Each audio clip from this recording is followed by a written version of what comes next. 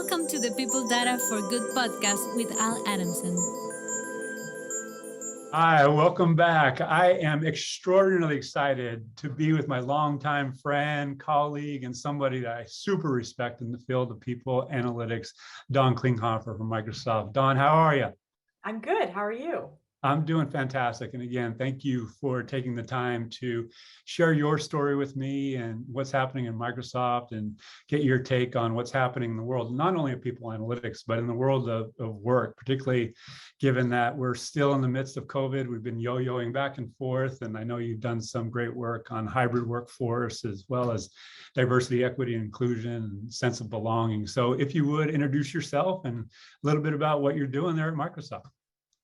Yeah, so I'm obviously my name's Dawn, and I have been at Microsoft for over 20 years. I've been in the people analytics field for now almost, I think, 18 years, which is pretty remarkable considering that 18 years ago we didn't call it people analytics.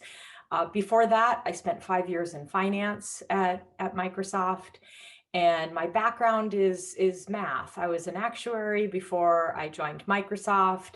I thought it was the most boring job in the entire world. And I had always had a fascination with Microsoft. And so it was always kind of my goal to get to Microsoft, even though I wasn't quite sure the impact that I would have there or how I would make my mark. But I was always, the North Star for me was to get to Microsoft. And what was the inspiration to get to Microsoft? Did you grow up there in the Seattle area?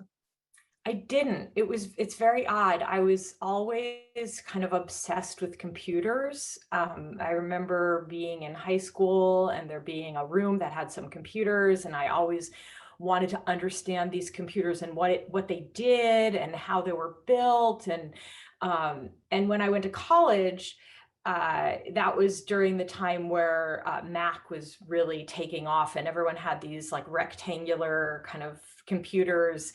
They had them in the library for us to print off our papers. But my father had said to me, for graduation, I want to buy you a computer.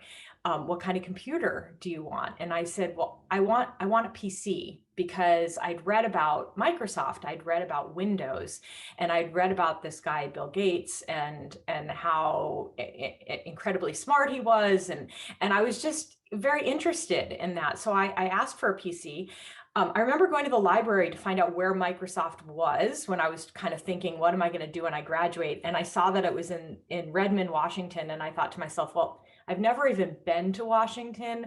I don't ever plan on going to Washington, so I guess I won't be working at Microsoft. And I decided to take the actuarial route instead, because back then there were very few things that you could do with a math major. You could really be a professor, or you could be an actuary. At least that's what I learned.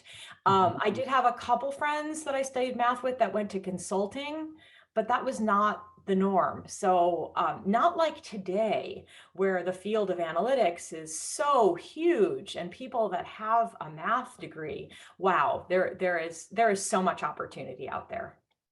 Absolutely, there's so much opportunity. And what you are highlighting is something that is often said, but it's not really understood, in that, the job that you're going to have in the future hasn't been created yet. And you're a perfect example of that, yeah? Mm-hmm. Yes, I wish that I could say that I had the foresight, that I knew when I was in finance that there needed to be this type of field of people analytics. I really cannot take credit for that at all. It was just happenstance that I ended up in a people analytics job. But what I will say is I saw the opportunity once I got into the data, and that's where I was able to really form the what we do at Microsoft, and really I do consider that way back then we were pioneers of this field. And we were creating attrition reports and churn reports, and we didn't realize that it would catch on and that all companies would want to do this, and how hard it was for companies to have the capability to create these types of reports. Yeah, on an ongoing basis, at speed and at scale. It's Yep. there's obviously we'll get into the work in a little bit. There's two questions that come to mind. I'm going to ask you about the transition from finance into people analytics in a minute, but where were you at the time when you discovered that Microsoft was in Redmond? Was that 3,000 miles away? And where did you grow up and go to school? I grew up in Connecticut and I went to school in Pennsylvania. I went to Bucknell University, so we were pretty much in the center of the state. And what's funny is that my daughter is now the third generation in my family on both sides to go to college in Pennsylvania. Okay, so my father went to school in Pennsylvania. My husband's father went to school in Pennsylvania. My husband and I both went to Bucknell, and now my daughter's in school in Pennsylvania. And none of us grew up in Pennsylvania. So there's this weird thing about Pennsylvania in my family. And education, note to self. It's where you go to get educated. Yes. Right.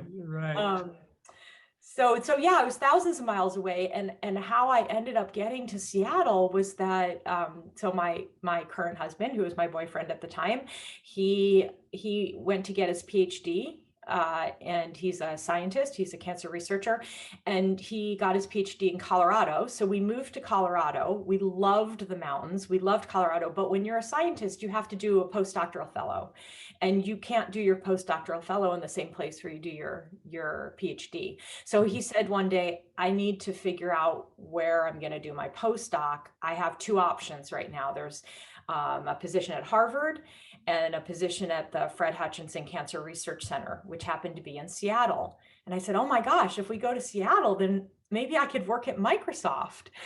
And so we chose Seattle. Okay, I mean, like literally, it was just one of these weird things that our stars were coming together. Now, what I would say is back then, I didn't know how to get a job at Microsoft. So as an actuary, I thought, well, maybe they would hire me as a benefits consultant. So I sent my resume, and I mean, it's such a great story because you think about like the skills economy that we're dealing with right now. So I send my resume and I hear nothing. So I realized, okay, that's not going to happen. I'm going to take programming classes then, so I can get a job as a programmer, because the majority of the people at Microsoft are programmers. So I got an actuarial job in Seattle at an insurance company, but I was still focused on getting to Microsoft. And one of my colleagues at the insurance company, he was an accountant, and he got an accounting job at Microsoft. He called me up and he said, you're smart. You're really good at numbers. You can totally be an accountant. They can hire you as an accountant. I said, but I've never taken an accounting class. I don't know how I could do that. He said, they're just hiring so many people right now. Just try. Okay. So I sent my resume in, I got an interview. And back then, the way they interviewed people is they would ask some brain teasers. That was part of the interview process. Well, the brain teaser that they happened to ask me was a math problem. Okay, they asked me what the sum of the integers were between 0 and 100. And I kind of looked at the guy that was interviewing me, and I'm like, wow, they're testing my ability to do math in my head. I knew what the formula was. I knew how to do math in my head. I gave him the answer. He was kind of blown away because he was looking for how I think, not the actual answer. But no one had ever given him the actual answer before. So they hired me, and I learned what a debit and a credit was. I understood financial statements from being an actuary. It's a true testament to the fact that Microsoft, over 20 years ago, was taking a leap of faith on the fact that that I had raw talent. Okay. And that's what I appreciated the most about it, is that I didn't have an accounting degree. I learned. And now, I'm a VP at Microsoft. And so I, started as a senior accountant, and I worked my way up, and I took advantage of all the different opportunities that came my way at Microsoft. I love that story so much. And it yells growth mindset to me, that they're looking for somebody who has the willingness, capacity to learn, someone who can think on their feet. And obviously you have those skills in droves. So if you would take that to your journey there at Microsoft. So now you're in finance, and then there's this thing called what, or did it even have a name at the time that eventually emerged into what we now call people Yeah, analytics? we didn't have that. When I was in finance, part of my job, so first I was a revenue accountant, then I was a expense accountant, and then I changed roles and I was working on financial reporting. And when I was doing financial reporting, part of my job was headcount reporting. And at that time, we were building a data warehouse, which was a little unusual for companies to have at that point. But we had a data warehouse, and so we were dabbling in headcount reports at that point. And we were in finance, which again is unusual today, because that happens in HR. So I went on maternity leave with my first child. And when I came back, I really had an epiphany of, I can't be in the office more than I am at home. Like, I need to spend more time with my child than I am working. And so I came back and asked my manager if I could work part-time. And my manager said, sure, whatever, whatever to keep you. But what I quickly realized is that as a female returning into the work site, taking the same job that you had that was a full-time job and turning it into a part-time job. I was a manager. It doesn't work. Okay. You kind of have to make a clean break. If that's what you're going to do, you have to make a clean break and go to another job. And so I quickly realized that, yeah, I'm still doing a full-time job, but trying to cram it into 3 days a week. Okay. And so I got a phone call from a colleague of mine that we worked together in finance, and he had moved to HR to be the head of compensation and benefits. And he was the one really with the foresight. He was like, hey, we have this data warehouse. This should be HR looking at this data. We need people with an analytics capability in HR to do this. Will you come and be part of this group that I want to create? And he had just hired a director to lead the team. Okay. And so we kind of, I was just an individual. I forewent my manager position to take an IC role so that I could work part-time, because that was the deal. I said, I'll come and do this if you let me work part-time. And he said, yes. So we were kind of building the capability then. The thing is that, and I learned this pretty early on in finance, you could just go and make decisions, and using data, you could just get people rallied around it. People were they had the capability to understand data. In HR, no. I kind of stayed on this path of, eventually we're going to need a scorecard, of it, but we need to do it in the right way. We need to really focus on change management and capability building and what's in it for them. Okay. That we're not measuring you. This isn't a police, a way to monitor whether or not you're doing your job. This is helping you be more effective and impactful. And it took a while, but we were able to get there. And it was around that time that I took over leading the team, and I worked part-time for quite a while. Even leading the team, I was part-time, but I eventually transitioned back to full-time.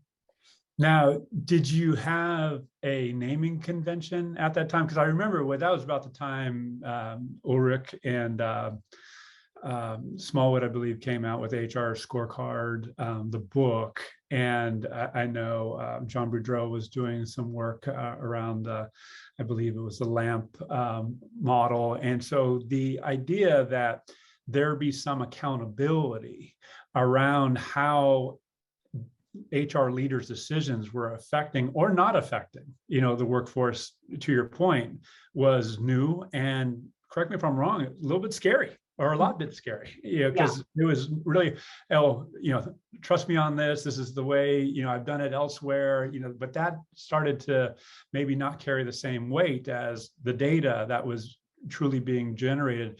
Can you speak to that, a little bit about how you manage the expectations of your internal customers, namely executives, on the value it could bring as opposed to the seemingly punitive repercussions that could result of something not delivering on a certain promise? Yeah. And, at this point, this was just an HR scorecard for HR, okay, for the HR leaders. Okay. That it wasn't really going beyond that. And the way that we had to really get them to have ownership in this was to attach it to the strategies that they were focused on. Okay.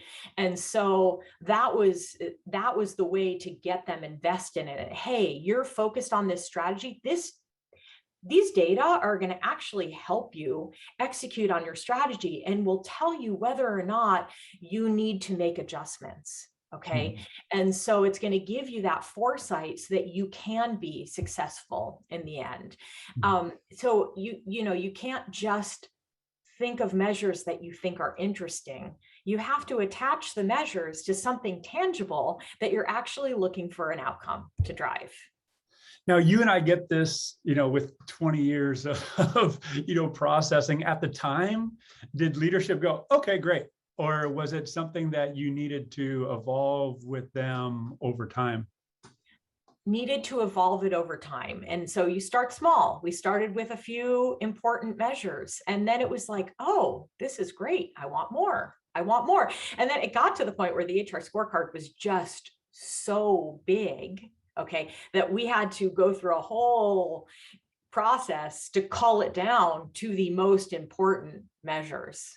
Okay, so yeah, it took some time, but then I feel like once it got rolling, it really got rolling. Okay, and I feel like that's the way we still are today, that everyone wants so much, and it's how do you prioritize the most impactful, most important measures to focus on?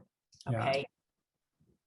As you're sharing this, I'm getting excited about a bunch of things, as I usually do when I talk with you. It's the case where you're producing or publishing measures and metrics in this scorecard, which I'm sure is colorful and dynamic, but you still have to put a narrative around it. You still have to create context and then potentially make recommendations. So what I'm calling out here, and I want to ask you about, is there's this recurring reporting activity, dashboarding activity, but there's also being responsive and being very focused, to your point, on the priorities of your internal customers.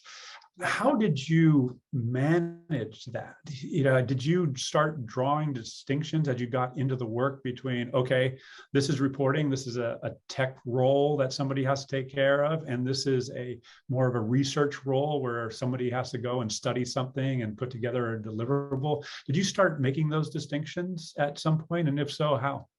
Yeah, so I think the scorecard was definitely a good North Star for us and grounding for us on what to focus on and have our, at this point, we didn't have an advanced analytics and research team. Okay. I mean, that came years later, that we were all kind of doing all jobs. Okay. There, it was a small team and we were scrappy.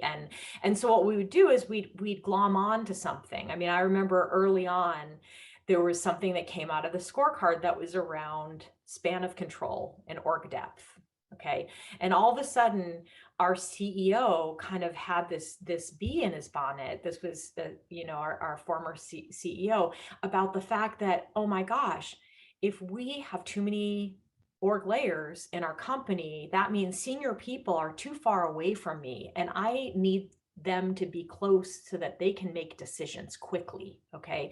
And then it turned into this whole kind of advanced analytics exercise for us to figure out, okay, by looking at the different roles that people had, okay, and what level they were at Microsoft and what we expected from them and the decision-making prowess that we expected, and how far away are these from the senior leaders. And it really kind of helped him shape how he wanted the company to be organized. So again, that all came from the scorecard, originally. And I would say the way we do things now is so much better than the way we did things back then. Back then, it was a lot of happenstance, okay? And the way we do things now is a lot more, there's stuff at scale, and then there's kind of the, the drill downs, or what we call the data wallows, okay? And where we really do assign deep projects, okay, for people to spend time digging deep, and that's why I call it data wallow, digging deep, and then kind of presenting that to the leadership team. And we do that monthly. We have data wallows monthly with our HR leadership team. And oftentimes those are the slides that end up going to the SLT and the board of directors. Okay, and so it is a good exercise that we do. We have, instead of a scorecard today, we have what we call an exec deck. Okay, and that exec deck is essentially everything that we would have probably had in the scorecard at some point, but it's a little bit more tangible and actionable than just a number in a scorecard. Okay. It gives you a little bit more flavor, because a lot of times you do have to bring in the qualitative data with the quantitative data. And so that exec deck tells more of a story than just looking at one page of a scorecard. I mean, I adore that for so many reasons. And I want to ask you, what's the frequency in which that deck is put out first? So monthly. It wasn't, and this is, again, in the last couple of years, we really transitioned to monthly. It was not, maybe, I can't remember, but within the last few years, we transitioned it to monthly. And the reason why we did is because we were getting asked 4 slides in this deck, and it turned into a fire drill to try to get these slides created. And we're like, you know what? We're just going to do it monthly. We're just going to have them. A lot of those slides go into the board of directors meetings, which are quarterly. And so yeah, we create that deck monthly. That's exactly where I was going. So thank you for taking it there, because what I'm hearing you say, just to call out a few things. Number one, it's their deliverable. They own it. Correct me if I'm wrong. You are the facilitator of the creation of that deliverable. Is that a fair statement? Well, yes and no. It is their data, okay? And one of the things that we say is we want our customers to own their data, okay? So yes, the leadership team feels like this is all of our data, okay?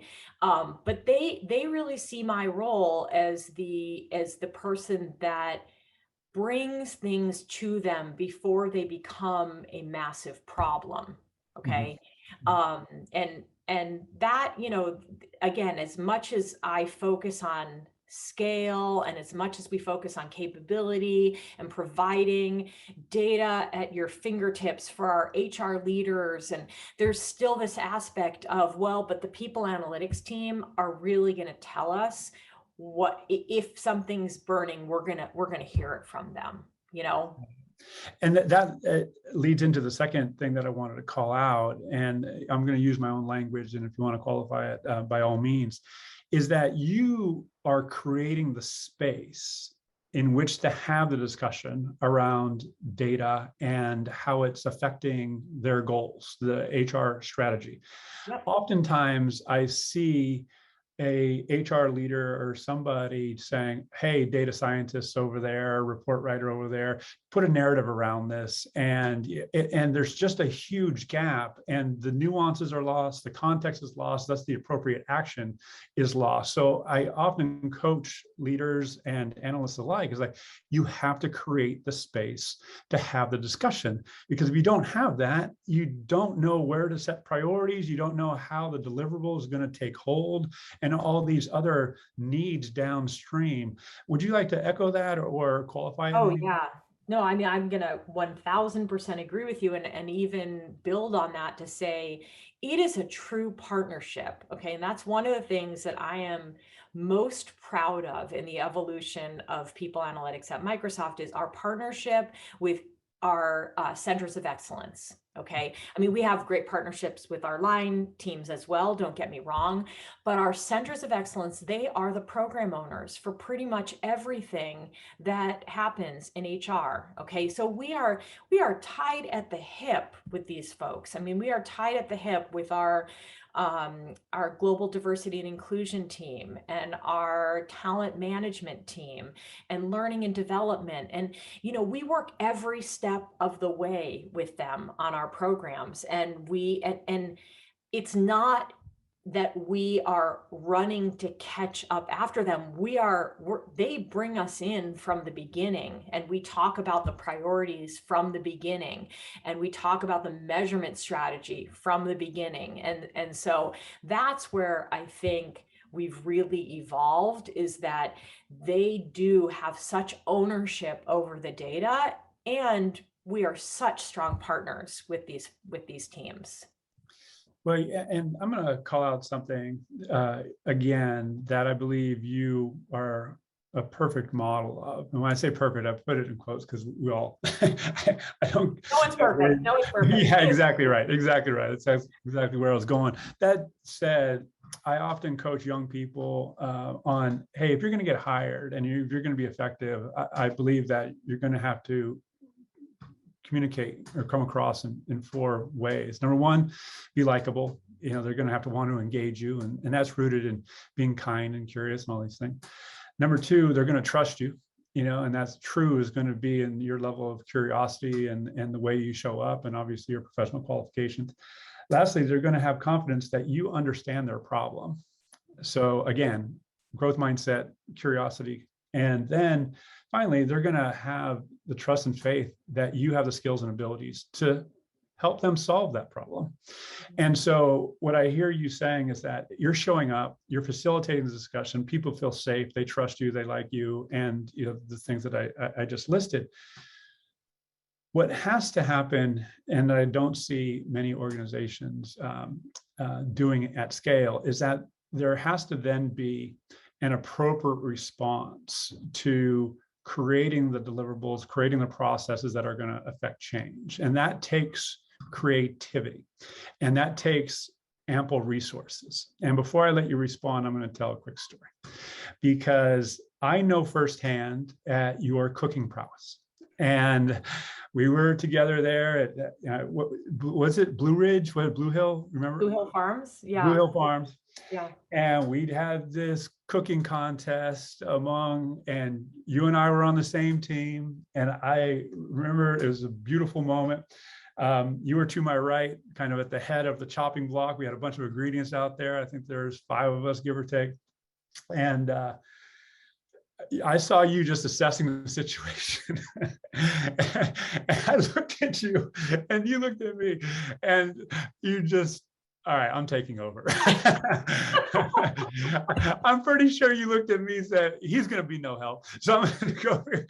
And you were like, all right, you're going to do this, you're going to do this, we're going to do this. And I just saw it all ticking. And the thing about it, the way you did it, it was immensely appropriate. I mean, you were likable. You built trust. We had a problem to solve, and everyone on our team had the faith that you had the ability to organize, and so you had the creativity, and you had these other attributes. So I want to compliment you. We, for the record, for listeners, we won. In other words, Dawn won. No, we won. We won. we were at Dawn's bidding on that. I highlight that story with this question: is that skill that you highlighted in that example, that skill is one I believe people analytics leaders need to have, is that we need to organize, we need to prioritize, we need to command resources, we need to inspire. So can you speak to that, particularly in terms of commanding resources to get things done that are appropriate to solve the problems? Yeah, and that, I mean, first of all, I cannot be successful in my role without my incredible team. I mean, I cannot be everywhere at all times. That my team, talk about creativity, okay? That is really something core to what we do. You have to think differently, and we don't have a roadmap for everything that we're doing. We're kind of making all of this stuff up as we go along. Of course, we can learn from our mistakes, and we can do something well and say, I want to replicate that, but do that in a different type of setting or client kind of outcome that we're looking for. But yeah, it is that creativity and that trust with the client. Okay, that is so important. I look at my leaders in the COE space, and they are doing that with their clients day in and day out. And I love that. And it's like being a proud parent almost. You know, the best thing that you can ever hear is when one of my peer COE leaders, okay, will come to me and say how amazing their partner is. Okay, and how much they enabled them to have the impact with the program that they did. And it's the creativity, it extends not just in terms of what we can do with the data, but what we can do with the program. Okay, so that's where it's absolutely something that I look for, and it's not easy to hire folks. I mean, we have lots of talent out there. I mean, that is not the problem. When we have open positions, we get lots and lots of resumes, but being able to really figure out the right, the person that's going to come in and build that trust and have that creative prowess and the capability, and to not just have the trust with our clients, but the trust of the people on the team. Because, you know, the other thing that I've done is I've tried to create this environment within the people analytics function is we have to rely on each other within my team is called HRBI, HR Business Insights, which within HRBI, we have to rely on each other. So we either succeed together or we fail together. And you know, to say a little bit more about that, I have two teams that are very audience driven. They are very much focused on their clients, COE analytics and the line analytics. And then I have two shared resources function, our advanced analytics and research function and our analytics at scale. And analytics at scale has our tier 1 support and our folks that work with our IT organization on building our tools and technologies, our Power BI developers, our cross-business analytics, our privacy. So analytics at scale is a big team. And our program and project managers are on that team as well. We all have to work seamlessly together. Okay. And if you ask me what my biggest challenge and opportunity is, it's that. It's making sure that we are all working well together. It's super easy to focus on your client. It's harder to say, how am I going to involve the right people to get the best outcome? Okay. And that is what we have to do. And, you know, some would argue, maybe I should organize ourselves better so that it's easier. Okay. But I struggle with that. I'm kind of like, well, I don't have enough data scientists to give everyone their own. Right. Okay. And I don't think I ever will, and nor should we. Okay. And so that's why, you know, doing things at scale is super important, but it's how do you organize so that you can do things at scale and that you can provide this kind of one Microsoft approach. That's what I would say. Well, you could do analytics on your analytics team. I'm sure you are. Yeah. That being said, and it's something that, you know, I'd like to ask you about the here and now, and, you know, how that creativity and alignment is required with hybrid workforce strategies and diversity, equity, and inclusion. You know, the key topics of the day, including well-being and belonging with remote workforce. But before we do that, I want to go back to this when you were just building the team and grading the appetite for it internally, and the idea that you needed space to maneuver. You've said a couple of times that you know, where we make mistakes. So there has to be commitment from executives say, okay, we're going to do this. You know, this is important. We're going to do this. We don't expect everything to come out perfect.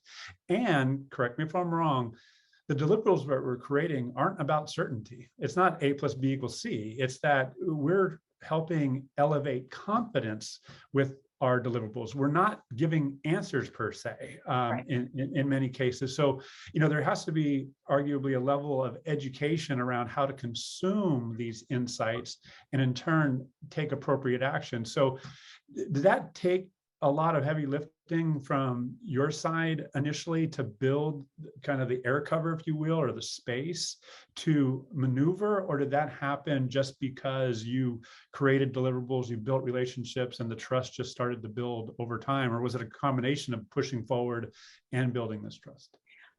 I think it was a combination. I mean, we had to kind of do everything at the same time. Okay. And so sometimes it was like, okay, look over there on the deliverables that we're working on and don't pay attention to some of this work that we're doing that you're really not going to see the fruits of the labor for quite a while. Okay. Mm-hmm.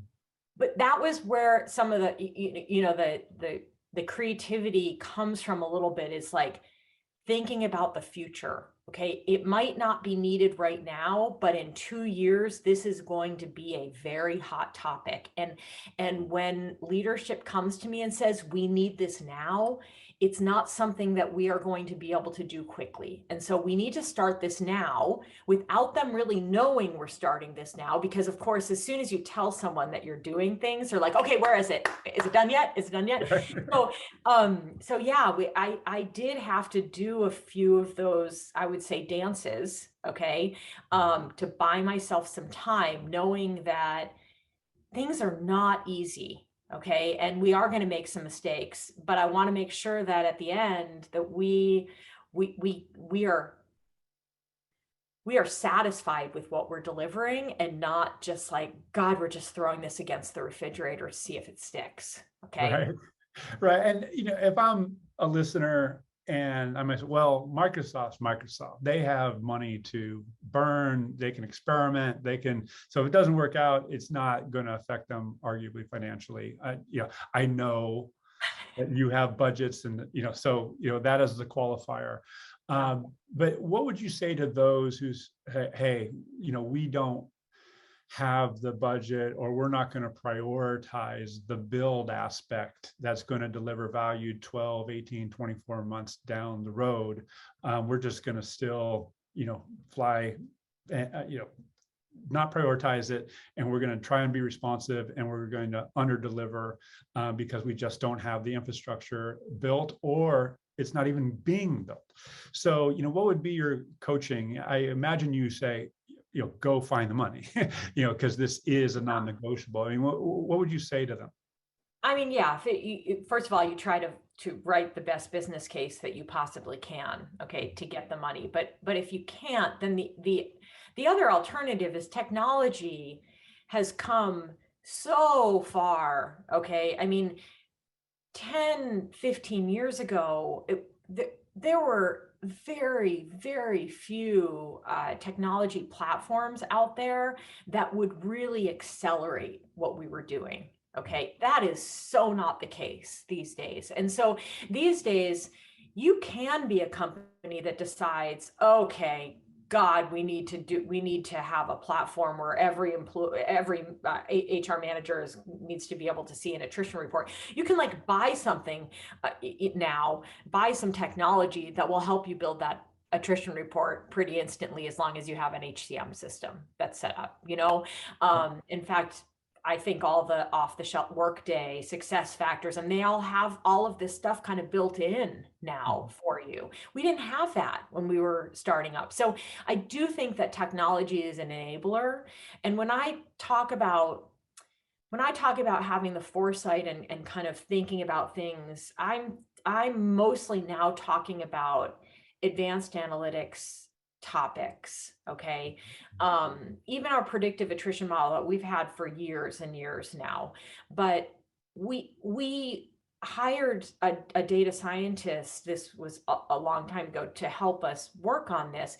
And we didn't want to tell people that we made the case that we needed a data scientist, and we made the business case about what we could do with a data scientist.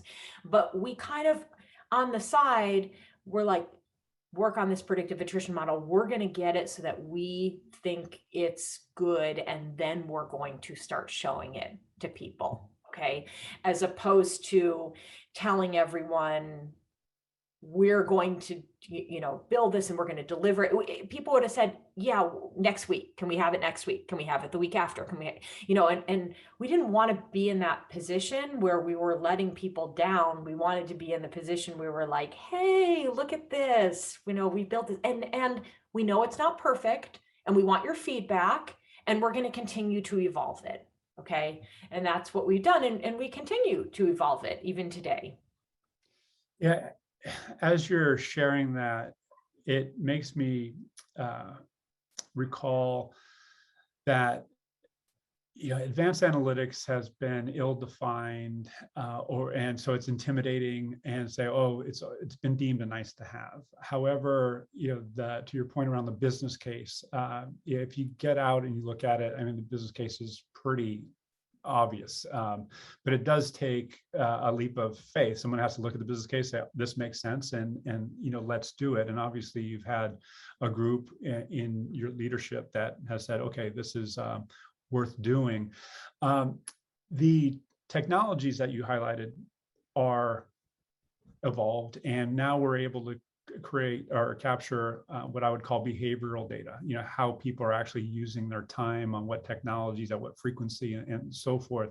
And that's been part of what we as analysts are able to look at. So I want to ask, in combination there, you have researchers have more data sets. We have technologies that are creating data that's not only more attuned to what people are actually doing, it's happening at a greater frequency. So now this formerly, we have continuous variables now. The data just can be analyzed, and we can identify patterns much more readily than we could historically.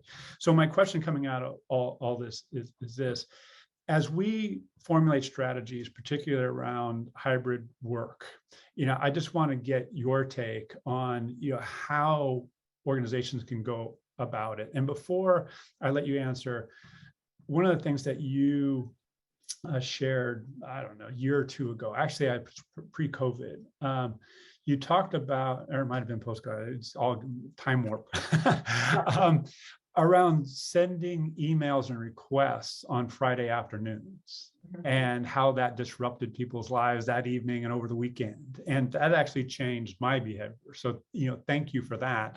But that insight came out, correct me if I'm wrong, on some of the analytics that you had done. So I'm like, gosh, that's a perfect example of how it can be applied. And now, to do it at scale when you're formulating return to workplace strategies and the like, the opportunity is fantastic to not only help the organization be more successful, but to help protect the well-being of those within the organization. So can you speak to that, please? Yeah, and so I would be remiss if I didn't say that as analysts, we always have a wish list of data elements, okay, that we, it never gets to zero, put it that way, okay? And actually, with the proliferation of data in the last few years, the list usually just keeps getting longer and longer. And so for a long time, some of the data on our wish list was getting access to calendar and email metadata, okay? If we could only understand how people are working, it could shed some light on the behaviors, because we have the engagement survey data. So we have what we consider to be the outcome variable of engagement. And if we can match that up with how people are working, then we understand different behaviors that drive higher engagement. Okay. And that's where this came from, was that we looked at people and obviously we de-identified this, we aggregated it, we started this just in the US because we needed to work to make sure that all the different countries were comfortable with how we were doing this. We were very clear with our employees about how we were going to use this data, and that we would come back to them with insights, and that this would really help them be more effective. Okay, because we saw what happened when employees did not have trust and data was being used and they didn't really understand why, okay? And even at Microsoft, a technology company, you have to be very clear with your employees about how you're going to use their data. So it was really exciting to see this relationship when people are answering about their perception of work-life balance, and then you can match it up with some behaviors to understand the impacts of email overload and emails from your manager. And you know, when managers are sending a bunch of emails on Friday nights and over the weekend, this perception that you actually have to do something with the emails, even though they're not asking you to do anything, you know. And we continue, you know, again, this was pre-COVID. This was a couple years pre-COVID, okay, that we were doing this. And so I felt like we were really set up when COVID occurred to start looking at this even more. I mean, you know, this is where it was very interesting. COVID happens. The first thing that our leadership wants to do is understand productivity. Okay, is this impacting productivity? And so you go to, we call it now Viva Insights, which was formerly Workplace Analytics. You go and you look at collaboration patterns. Okay, so email and calendar patterns, and we realized, you know, when COVID hit, people were working more than ever. But it was like, whoa, wait a second. We're tracking everything now. Okay. We weren't tracking when someone walked down the hall to have a conversation with someone in the office that wasn't scheduled. We didn't have that. But now that everyone was at home, everything was being tracked. So it's no wonder that we are seeing increased collaboration patterns. But it didn't really slow down. It kept kind of increasing, you know, and then we could see the impact that was having on employees' perception of work-life balance. You know, the work-life balance was going in the opposite direction. Okay, so the collaboration patterns going up, the work-life balance is going down. But we also asked people about their perception of productivity. And in the beginning, you know, I have to say, we never got to a what I would consider to be even like a concerning level of productivity. I mean, largely people felt like they were productive during this time. You know, I mean, we're very, very fortunate. We work in a technology industry where people have computers, they can work from home. Okay. Yes, there are some workers that are essential workers that needed to be in the office during COVID, like our data center workers, and, you know, health and safety was top priority for them. But, you know, largely people could work from home and they felt like they could be productive at home. Now, again, we have to understand what was going on during this time. Kids were home from school. They were doing remote learning. That was putting pressure on parents. And really a lot of how we got through that was to promote flexibility. Okay, so I had folks on my team that had kids at home and they would say, I'm going to work from 7 o'clock in the morning till 9 o'clock. And then I'm going to need to go and help my children for 3 hours. And then my wife is going to go and help the children for 3 hours. You know, they were doing these balancing, and so they'd work early and sometimes they'd work late. Okay. But they'd be gone for a chunk of the middle of the day. And we were okay with that. We were good with that. Okay. And so you had to start looking for different types of patterns. Okay. That it's not necessarily a horrible thing if people are working after hours, if that's what makes them feel productive and have the flexibility that they need to get their work done.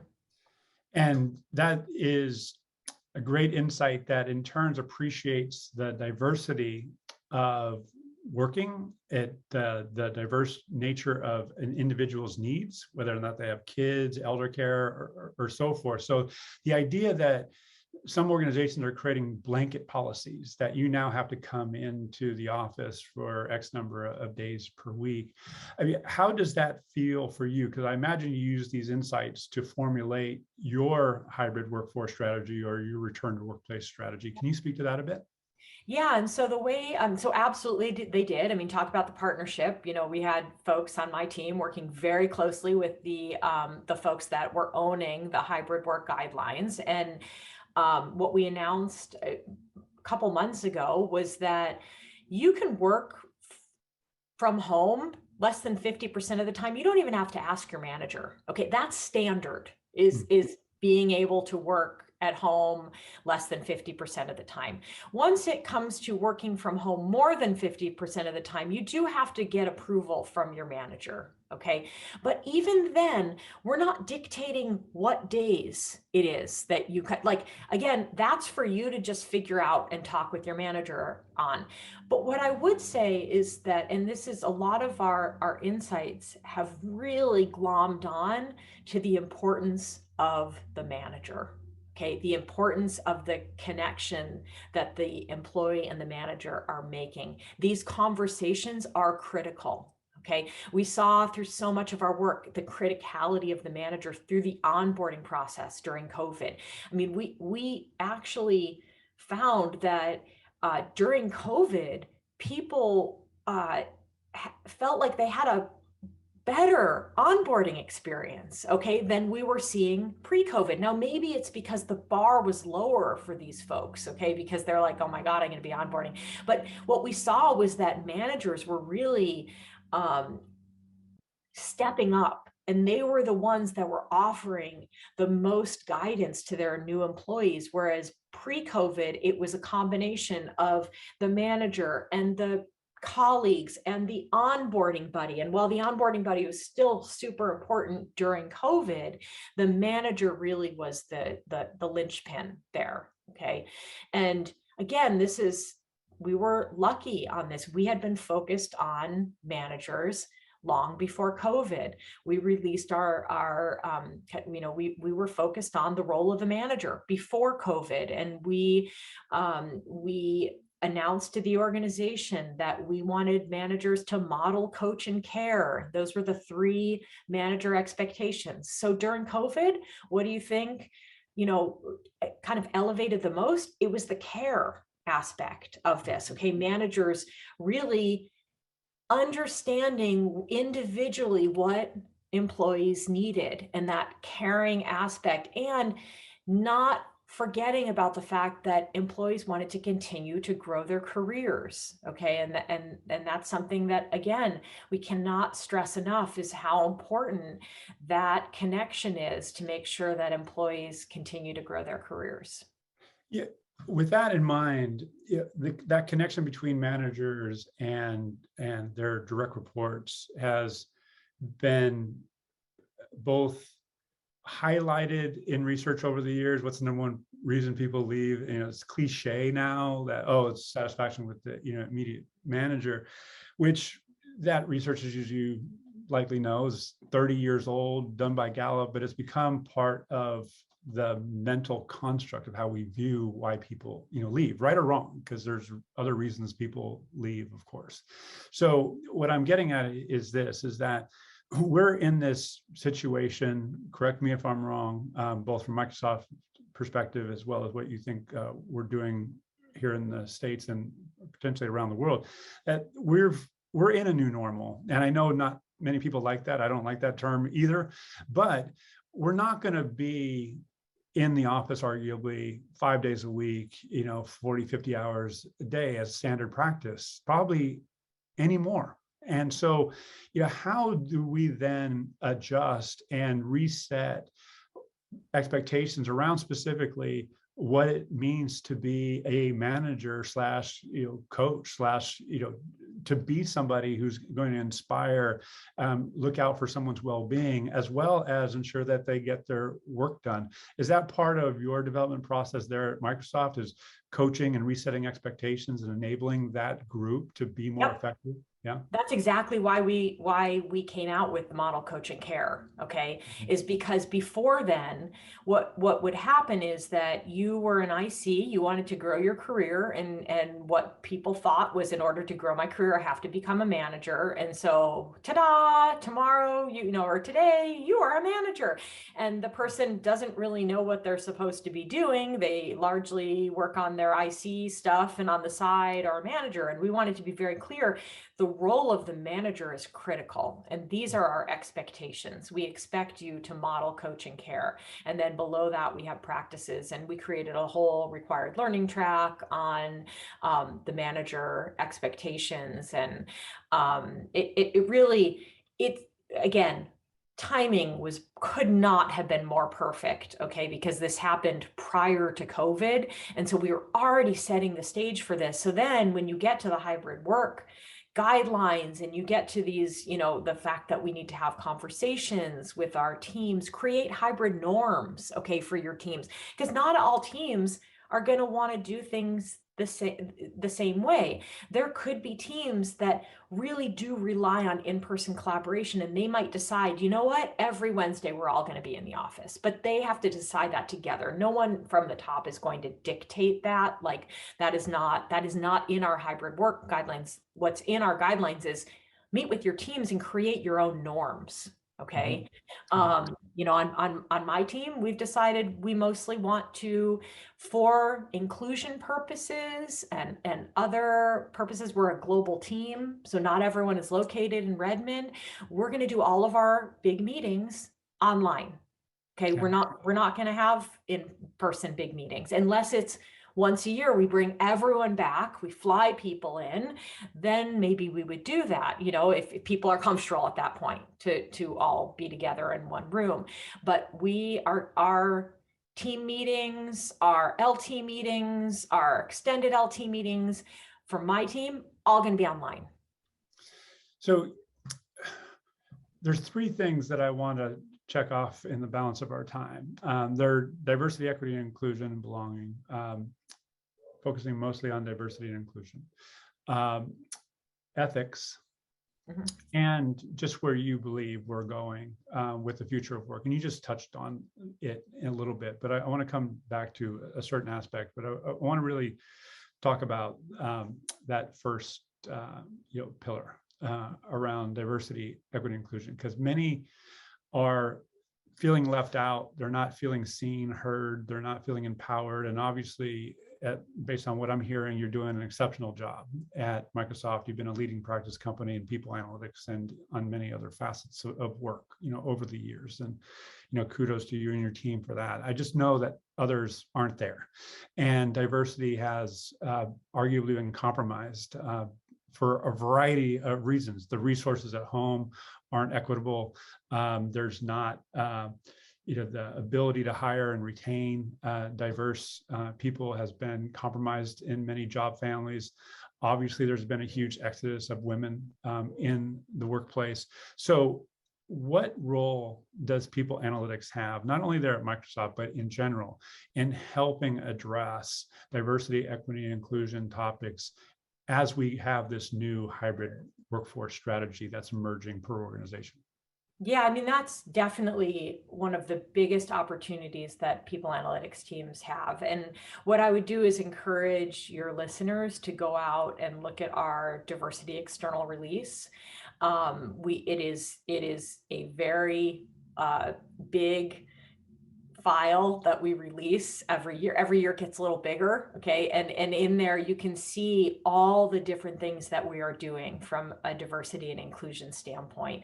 It not only discloses, pages of data, okay, in terms of how we're doing with representation, but it also talks about our inclusion index and how we measure inclusion. It talks about the different programs that we have, because again, representation is just one part of it. Okay, the bigger, more important part is making sure that people feel included, and when they feel included, they're going to stay. Okay, one of the, I would say, secret projects that we did for a while until we were ready to share was employee voice.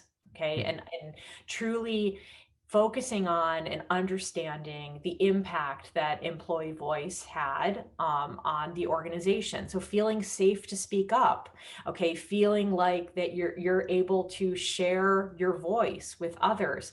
Employee listening is such a huge aspect of the analytics that we do, that we need to ensure that employees feel like they can share their thoughts, and that managers are listening and taking action. And so that's definitely an area of focus that we've done. We've used a couple different engineering teams as kind of test cases for the work that we've done there, but we've now just expanded it to, we have now an employee voice question in our daily pulse survey, so that we can get a continuous read on whether or not people feel safe to speak up, which is awesome. And with that, we have an open-ended question. When people say that they don't feel safe to speak up, tell us why, okay, so that we can figure out what we can do about that.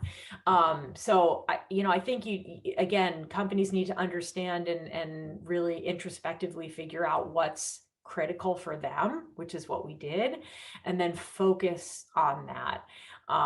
And what's wonderful now is the fact that we have so many companies sharing, their thoughts in these external releases every year. Right. Thanks for that. And just to call out a couple of things, you mentioned daily survey of daily pulse, and you also mentioned added a question. So what I want to call out and get your take on is diversity, equity, inclusion, and belonging. I have contended requires new data, new questions, because we've just had this kind of basic checkbox approach historically. Okay, we've hired X number of African-American women. We've done it, and it hasn't told a story, nor has it delivered, value. So going back to the need for creativity, can you share a little bit about, number one, have you created new metrics around diversity, equity, inclusion, and belonging, whether it be survey questions or metrics in your exec deck? Can you just speak to that a bit? Yeah, definitely the inclusion index is all ours. We did a whole bunch of research with our global diversity and inclusion team on the right questions to ask.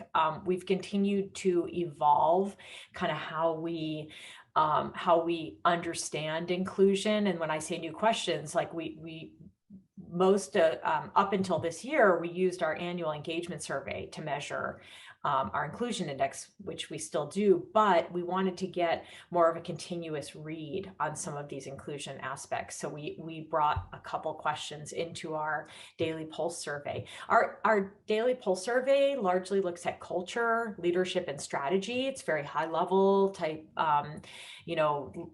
look at how we're doing. And so we always had a question on the cultural aspect of diversity and inclusion, but this gets to a little bit more about the behaviors and the experience. Okay.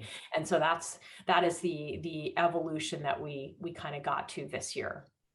But the thing about you again, I want to emphasize the creativity, and I also want to emphasize the fact that as a researcher and being creative, the more data, the better. We talked about that earlier. It's just like, before we got on, we talked about with our kids, it's like more data, the better. That being said, there are boundaries around ethics, and there has to be times where we say no. So can you just share a little bit around your governance model and the wickets that you put project or data or metrics through to say, okay, this is bumping up against the boundary, we're not going to do that? Can you speak to that? Yeah, so we have a lot of different governance processes, but I would say specifically in the people analytics space, we've just started to evolve our governance in the people analytics space, because largely when we focused on governance, we were focused on governance outside of our organization. So like when other folks in Microsoft would come to us and say, hey, we want this data set, can you hand it over? We had a whole governance process, okay, about whether or not who we worked with to get approvals, whether or not that happened, all that kind of stuff. But I would say the evolution of that has been within our own team and the governance process, even within our own team, and the ethics charter that we have around, hey, just because we can, should we? Okay. Because again, my team largely does have access to all the data, but there are certain data elements that we are very specific about which team has access to. So we've been creating a governance process, and more of an internal governance process for our own people analytics team to understand, and the steps that we would go through. Okay. And the owners, and assigning, we have data owners and data stewards, and these data owners would be COE leaders. So like I would be the data owner of our employee listening. Our CVP of recruiting would be the data owner for the recruiting data. Okay. So signing those, and then the data stewards, which are largely folks on my team, and then figuring out the processes in which to provide data and then take away the access for data once the project is up. And so, yeah, we take this very, very, very seriously. And it's not just a statement around like providing data to others outside of our organization. It's even within our organization. I adore you so much. I mean, I want to just highlight the language that you're using and how appropriate it is. Data owners, data stewards, and everything that you're sharing. It requires work. It requires effort. It doesn't happen by magic. It's not that you download a template off the internet and there you have a governance model. So I just want to highlight that, for listeners. And there's, so much more that we can talk about on that. But in the balance of our time, I want to toggle a little bit. And of course, you want to add anything, by all means, do so. I want, we've been speaking about your journey and math and being an actuary, and your evolution there at Microsoft, and how you've served customers at the executive level and you've scaled it to managers and others. I wanted, just as we start to wrap, talk about workers in general, because they're generating this data. And to your earlier point, being open with them and transparent, assuming that they're going to take the time to read something on this, which many aren't, is that we have a responsibility to look out for them. And there arguably should be a value proposition in it for them. If I'm working, Microsoft in this case owns all these technologies, and but the data is about me. And so can you just share, as we go over time, both not only in Microsoft, but just in general in the world, do we as workers have a responsibility to better educate ourselves on the data that we're generating and how it's being used, and maybe taking more conscious ownership of our digital profile? Absolutely. And you see that even in, in your cell phone use. Okay. You have choices, you have options, and you have different buttons you can press to say, no, keep that. I don't want to share this with people. That's going to happen more and more, I imagine. And that's really the future, is this notion that employees need to be able to have access to their own data so that they are empowered to make the right changes that they want to make. Okay.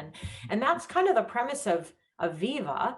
It's an employee experience platform. It's to help employees understand and be more effective, be more engaged at work. Okay.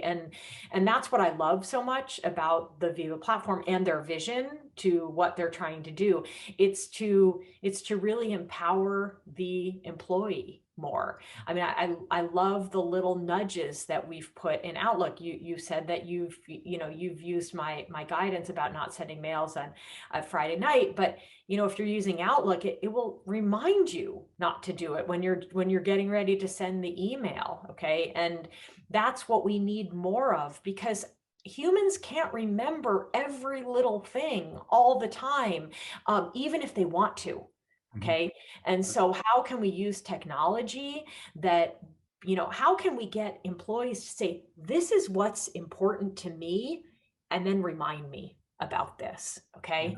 Yeah. That's, I really feel like that is, first of all, it's already here now, but it's going to continue to be the future of these kind of preferences.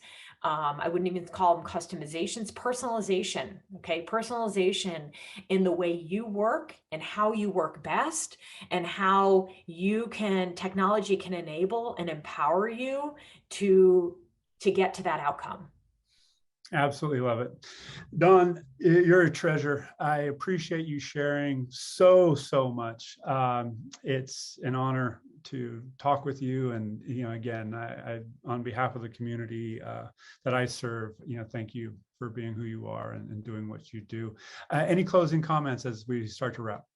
Well, I would say that I appreciate you as well, because you have done so much incredible work to really build out this profession, okay, and your focus on employee data for good and ethics and trust is something that I truly value. It inspires me to do better work. So I want to turn that right back to you and really thank you for everything that you do.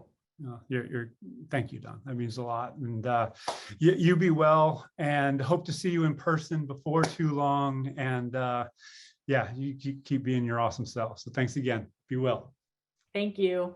Thanks for joining the People Data for Good podcast with Al Adamsen. To find other podcasts, videos, upcoming events, and to join the People Data for Good movement, please visit us at PAFOW.net.